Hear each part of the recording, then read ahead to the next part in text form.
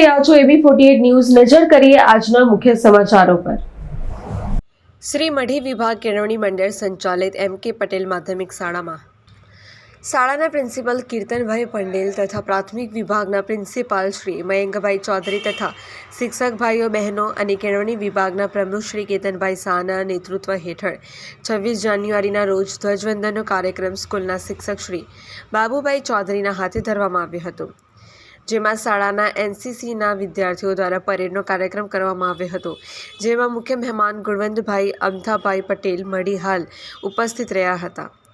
વિદ્યાર્થી મિત્રો તથા આમંત્રિત મહેમાનો, વાલી ભાઈઓ બહેનો પણ ખૂબ મોટી સંખ્યામાં હાજર રહ્યા હતા અને ધ્વજવંદનના કાર્યક્રમને સફળ બનાવ્યો હતો। અંચેશ પરીખ AB48 ન્યૂઝ મઢી।